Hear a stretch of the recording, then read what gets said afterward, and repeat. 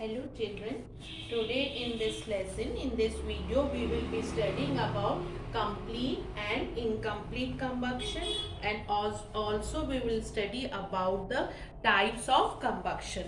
So first we will deal with the incomplete and complete combustion, children. You all know about the combustion already. It was discussed. What do you mean by combustion? Now we will be discussing about the complete and incomplete combustion. Now what do you mean by combustion, children? It is a chemical process. Combustion is a chemical process. You know that the combustion is a chemical process, fine, in which a substance reacts with oxygen,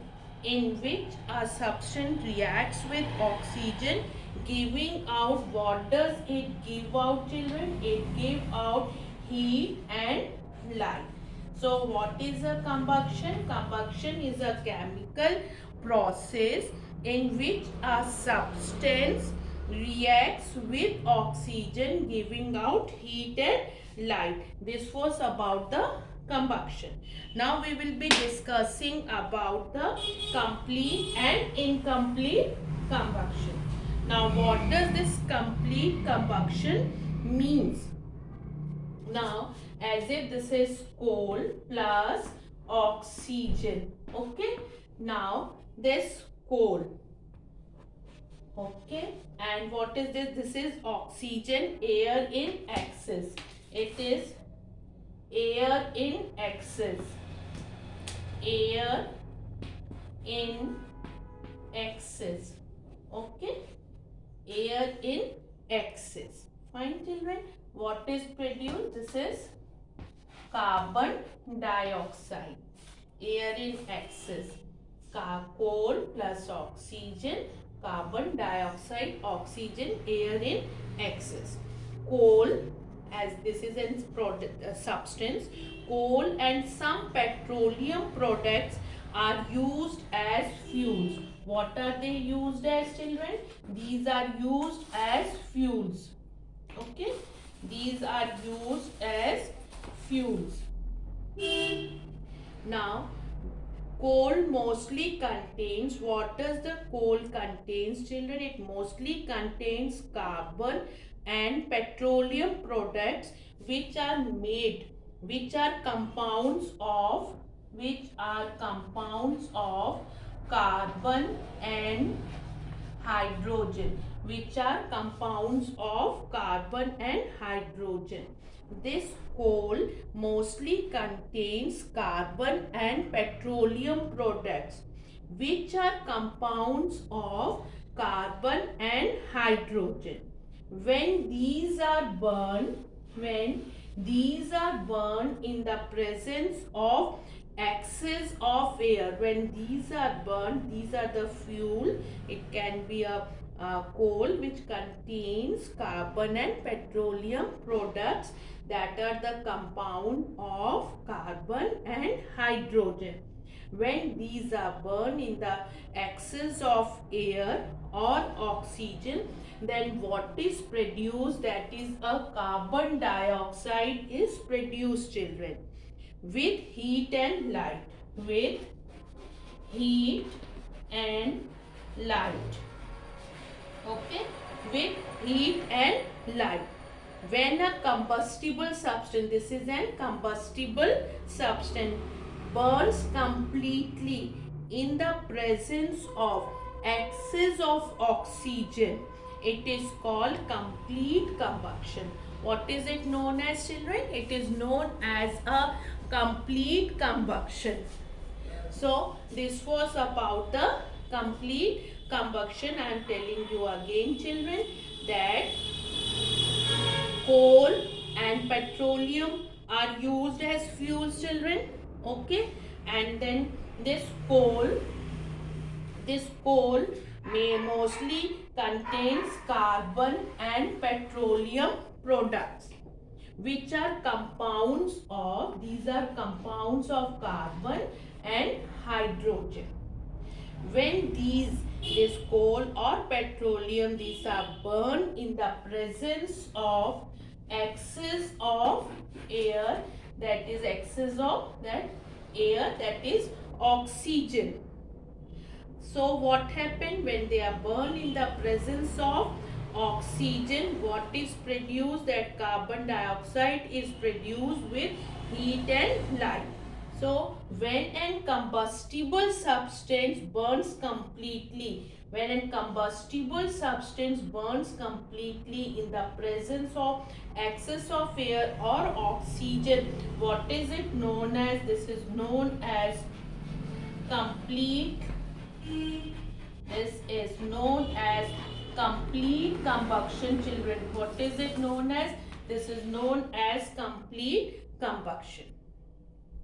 Now let us discuss about the incomplete combustion. Now we will discuss about the incomplete combustion, children. Okay. Now the topic we are going to discuss, it is about incomplete combustion. Okay. Now just now we had discussed about the complete. Now children, incomplete, we are discussing about incomplete combustion. When these fuels are burned in insufficient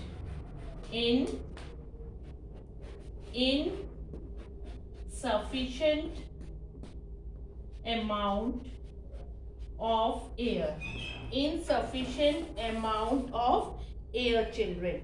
When these fuels are burned in the insufficient of air or oxygen, air, insufficient amount of air or oxygen. When these fuels are burned in sufficient amount of oxygen or air, what does they produce, children? They produce smoke and carbon monoxide. What does they produce? They produce smoke and carbon monoxide. They produce smoke and carbon monoxide, children, along with carbon dioxide. And this carbon monoxide is the poisonous gas, children. When a combustible substance burns in insufficient amount of air or oxygen, then what happens, children? Partial combustion takes place. What happened? The partial combustion take place. So that is known as a incomplete combustion. Partial combustion takes place. What happened? Partial combustion takes place and it is called incomplete combustion. So 2CO plus O2, what is produced? That is carbon monoxide. What is it? Carbon monoxide. This oxygen means this here it is less air, less oxygen is there. When this combustible substance burns in the presence of less air or less oxygen, then what is produced, children? Carbon monoxide, which is a poisonous gas, along with carbon dioxide. So the partial combustion takes place and it is also known as incomplete combustion. So right now we have discussed about the complete and incomplete combustion, children. What we have discussed? We have discussed about complete and incomplete combustion. Now you know about the this one topic combustion is clear.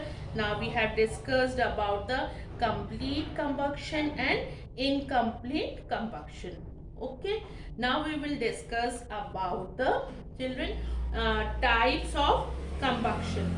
Now we will be discussing about the types of combustion. Okay. So let me write that the topic, that is types of combustion. Now we are discussing about types of combustion. Okay, fine beta. Types of combustion. Depending upon the rate at which it takes place. So combustion can be broadly classified into different types of combustion. Types of combustion that depends upon the rate at which it takes place. Rate at which rate at which it rate at which it takes place. Now, depending upon the rate at which it takes place, combustion can be broadly classified into, children, spontaneous combustion. It is spontaneous combustion. Okay.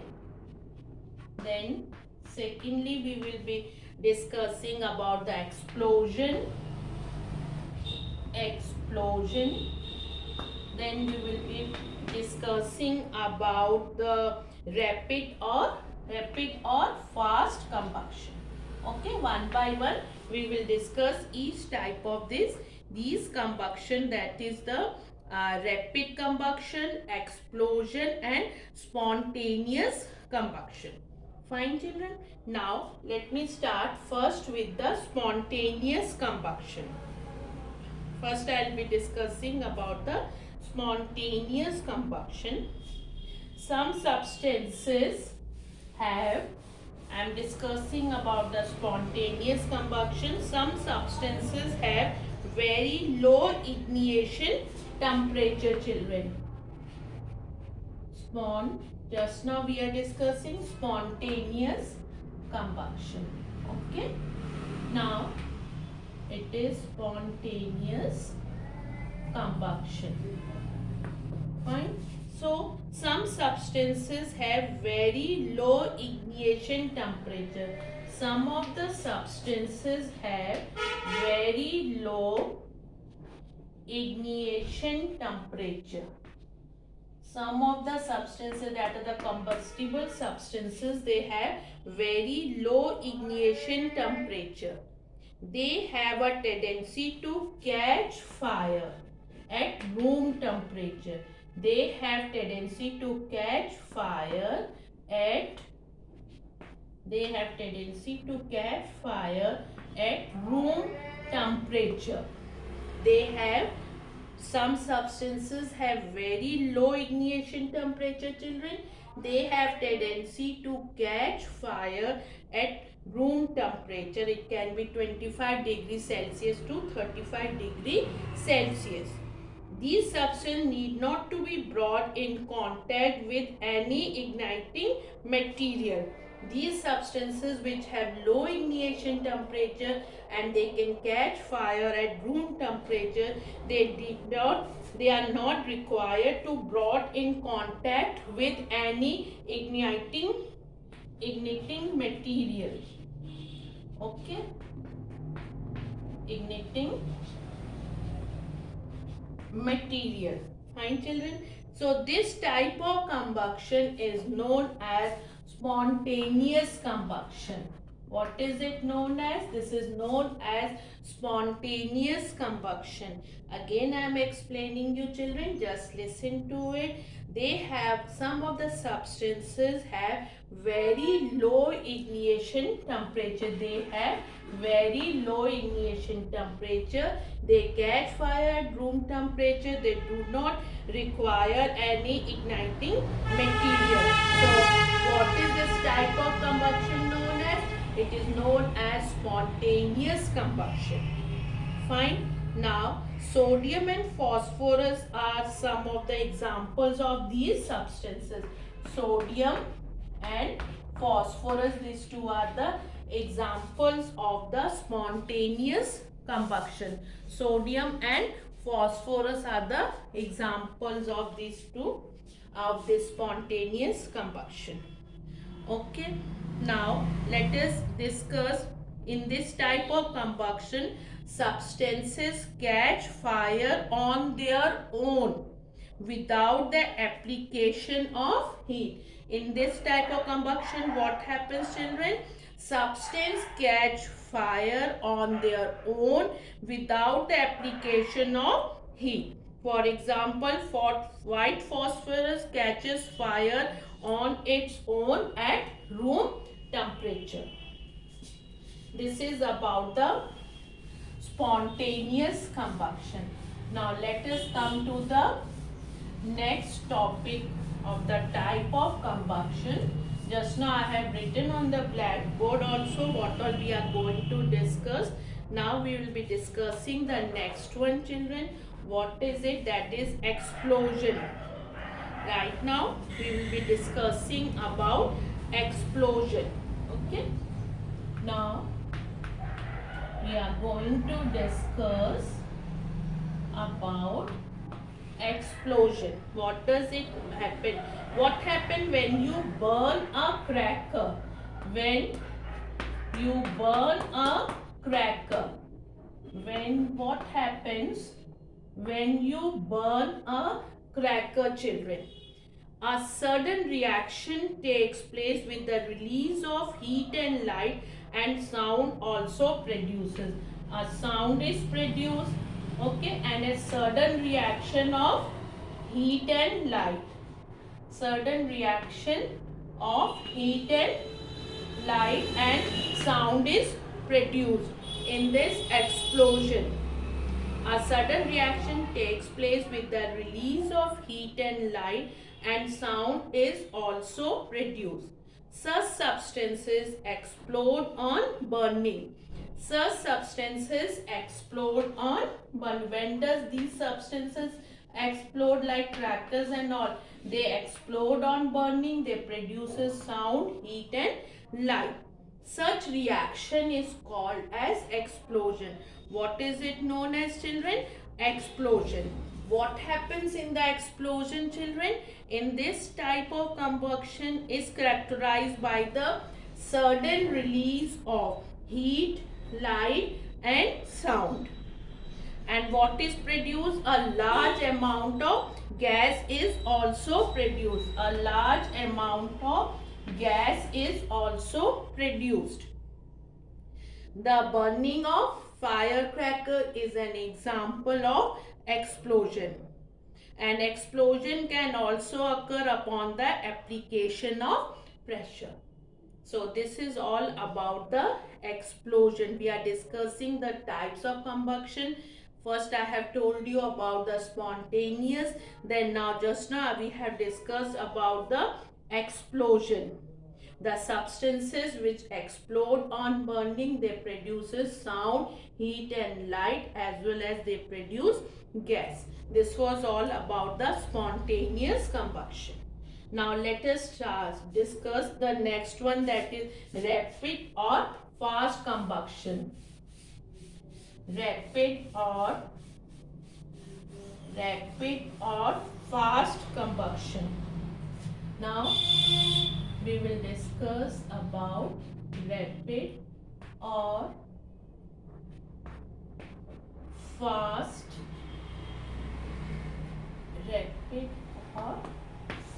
combustion. Okay, children.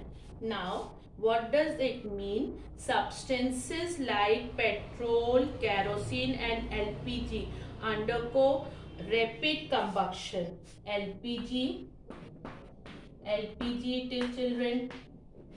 Petrol, LPG, petrol, okay, and this one kerosene, LPG, petrol and kerosene. What happens? They undergo rapid combustion. These fuels catch fire instantly. These fuels catch fire instantly. Okay. They catch fire instantly. This LPG, petrol and kerosene. The moment an igniting material is brought in contact with them, they catch fire. Any of the igniting material is brought near to them, they catch fire. Within a moment it happens. Any of the igniting material brought near to these substances, they catch fire. We are discussing rapid or fast combustion. Okay. Now you must have experienced it while lighting a gas burner. In the kitchen you must have seen when we light the gas burner connected to a cooking gas cylinder. This you must have experienced when lighting a gas burner connected to the gas cylinder. What you have observed, children? As soon as you bring the igniting material near the gas burner, it starts burning. It catches the fire. So this was about the rapid combustion. In this type of combustion, a large amount of heat and light are released in a very short span of time. What is it, children? In a very short span of time it happens. It doesn't take much time, children. In very short span of time. In very short span of time it happens, children. This rapid combustion. Combustion of LPG produces heat and light instantly is an example of rapid combustion or fast combustion. So we discussed about the combustion can be of three types. What are that? Rapid or fast combustion. Then we discussed about the explosion. Then we discussed about the spontaneous combustion.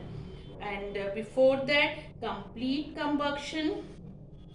This type of combustion takes place in a sufficient amount of air or oxygen. It results in the formation of carbon dioxide, water, heat and light.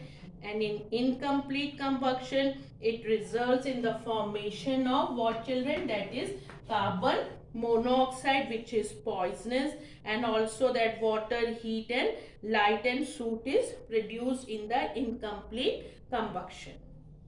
After that, we will be discussing now an activity, children, to prove that combustion of a candle does not take place below its ignition temperature. Now, we will be discussing an activity. That is, children, the aim of the activity is to prove that combustion of candle does not take place below its ignition temperature. Below its ignition temperature. Okay.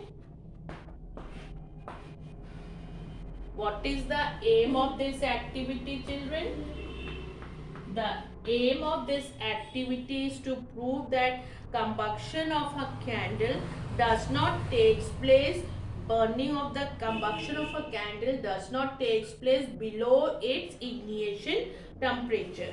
Now, what all material are required in this, children?